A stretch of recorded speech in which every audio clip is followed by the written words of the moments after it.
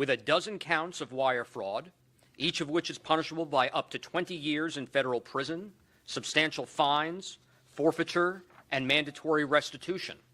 It also charges one count of conspiracy to commit concealment money laundering and transactional money laundering, and a dozen substantive counts of transactional money laundering. The conspiracy offense is punishable by up to 20 years in federal prison, and each of the transactional money laundering counts can result in 10 years of imprisonment. The wire fraud counts each relate to transfers of cryptocurrency or other funds from victims. The transactional money laundering counts detail how Zimbardi used the victim's money.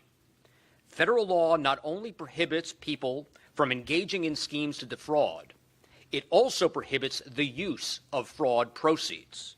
Financial transactions that involve $10,000 or more of ill-gotten gains are illegal. Counts 14 and 15 detail Zimbardi's transfer of more than $1.5 million of investor money to a wallet that he used for his high-risk foreign currency trading. In total, though, Zimbardi transferred nearly $34 million of investor money for his Forex trades.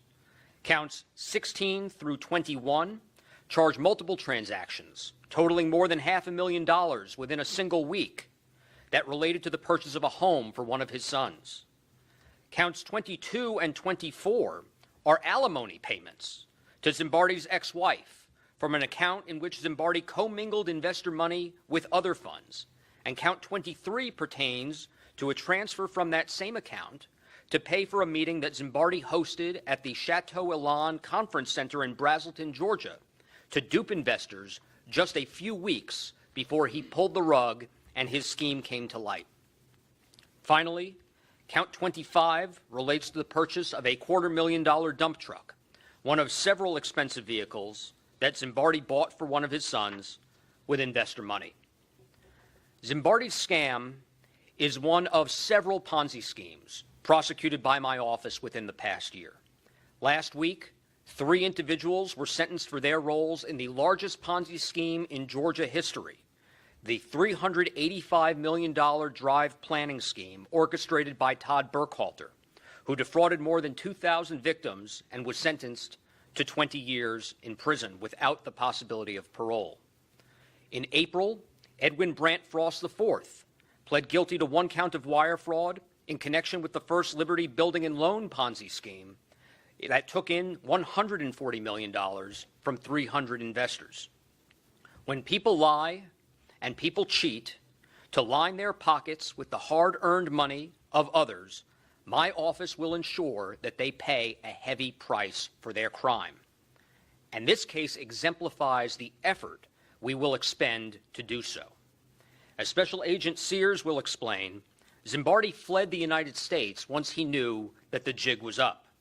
In an effort to avoid the reach of law enforcement, he traveled internationally for years. Last June, before criminal charges had been filed, the FBI encountered Zimbardi at the Atlanta Hartsfield-Jackson Airport. Zimbardi told the agents that he had plans to fly to Fiji for a month, and Zimbardi took that trip. But almost immediately after he arrived, he canceled his return ticket to the United States. Zimbardi was so intent on avoiding capture that he no-showed his son's wedding earlier this year because he suspected, correctly, that agents would be waiting for him there. Thankfully, with the help of the Department of Justice's Office of International Affairs and the State Department's Diplomatic Security Service, the FBI learned that authorities in Fiji had planned to deport Zimbardi last week. So agents traveled to Fiji and in an undercover capacity escorted Zimbardi back to the United States and immediately arrested him upon touching down at LAX in California. Ponzi schemers are parasites who feed on unsuspecting victims and knowingly suck dry their life's savings, retirement accounts, and college funds. But as this case demonstrates, the Department of Justice will hunt alleged schemers literally to the ends of the earth and drag them back to face justice in an American courtroom. For more on that, I'll now turn it over to Special Agent Aaron Sears of the FBI. Thank you, Teddy. Appreciate all the comments. Thank you, everyone, for being here.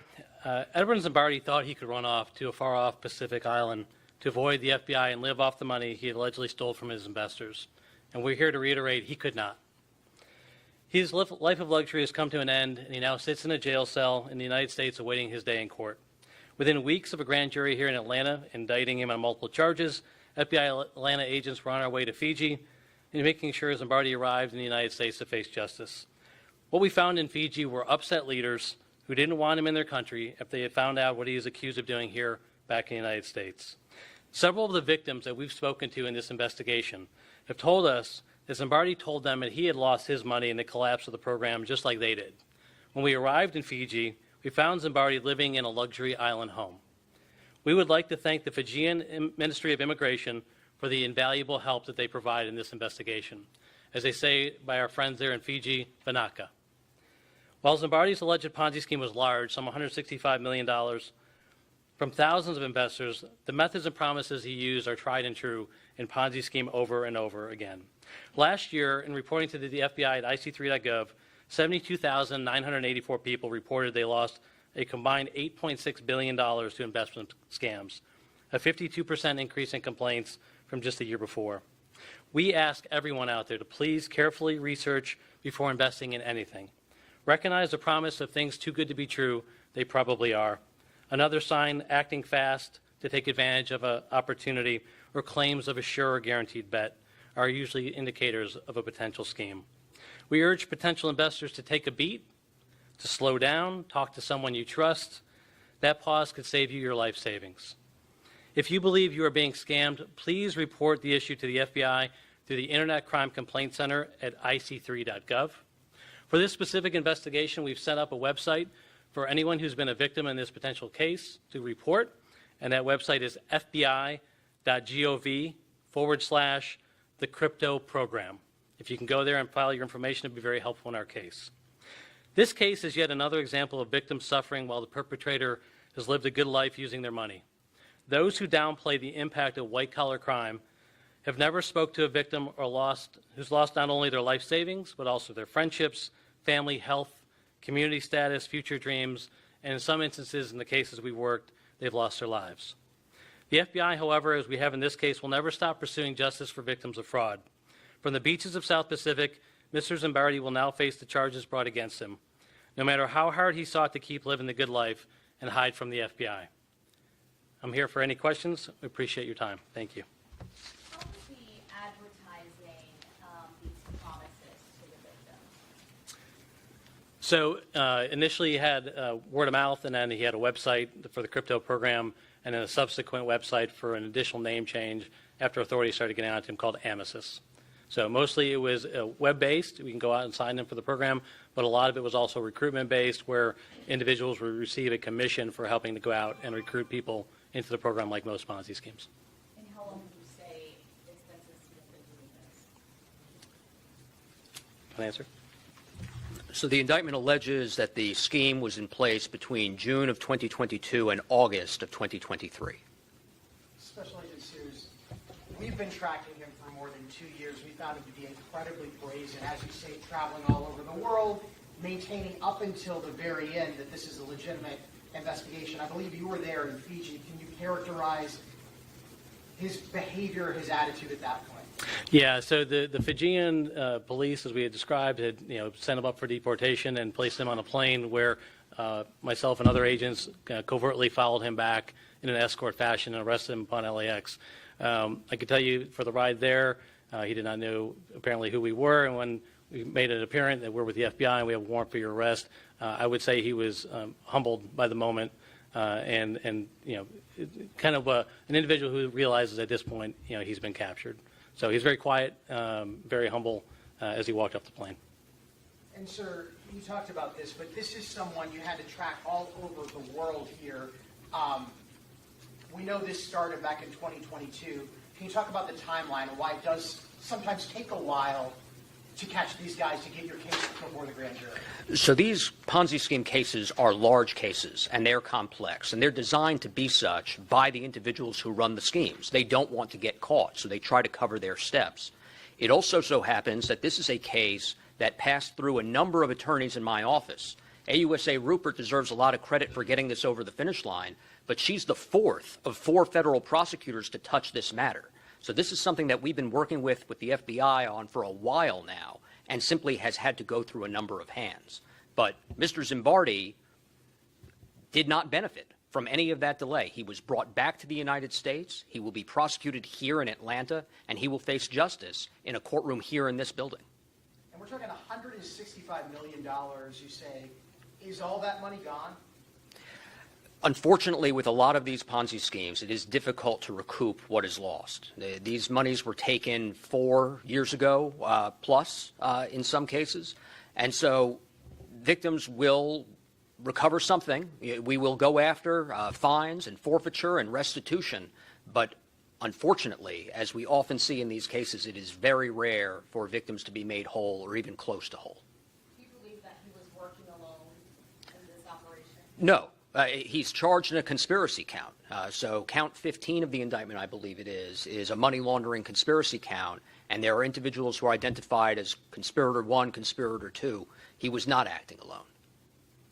You kind of touched on this a little bit, but how did you find his victims? Or were they concentrated in a particular area? Did they come from, mostly Georgia? Were they all over the country? Like, how did you find these people who were so willing to believe that they could get 25% pocket money? His victims were from all over the world, not just Georgia, not just the Southeast, not just the United States, but he had victims all over the world. And some of these people had invested money with him previously. And he tricked them by saying that he could help them get their money back that they had lost with him before if they gave him more money. And that's the problem with these schemes. They are so attractive to individuals because if you're promised 25% returns every month by somebody who expresses remorse for having accidentally lost your money in the past, you might be willing to go with it because you're that desperate to get your money back. He knew, as did Burkhalter, as did Frost, the other individuals who this office has prosecuted for these sort of Ponzi schemes, he knew his victims and lied to their faces. Burkhalter, for example, and David Bradford, who assisted him in that scheme, even used their faith in order to convince people to invest, saying that they were good Christians. They recruited victims at church.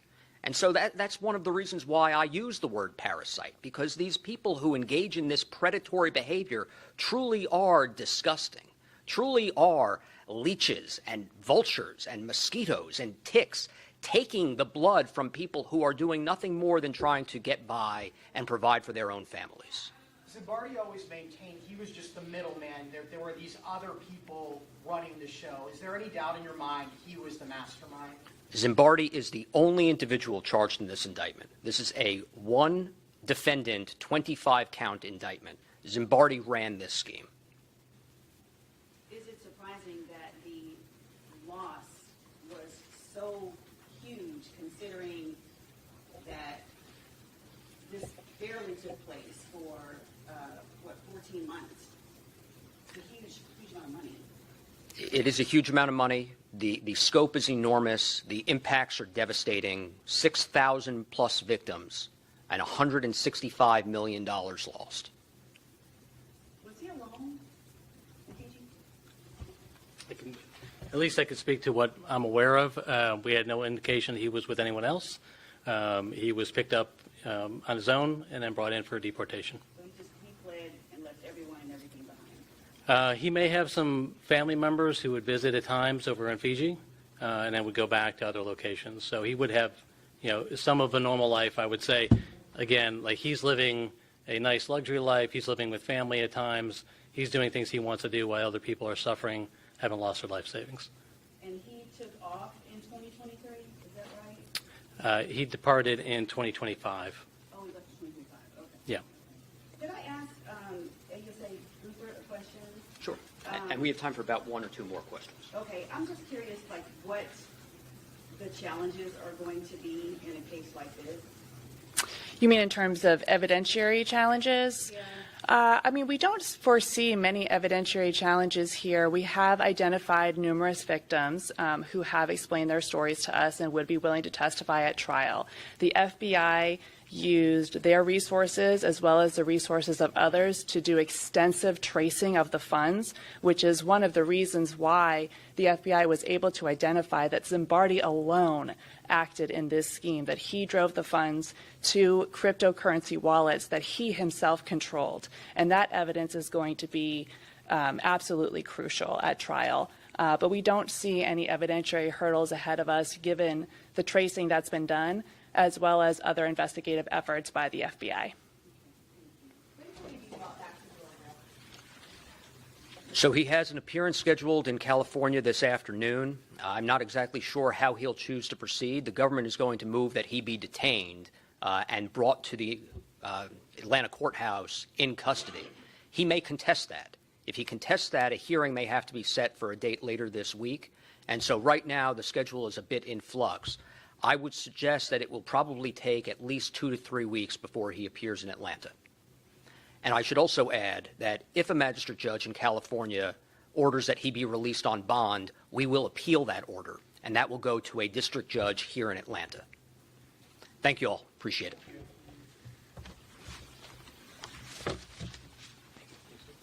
Thank you all.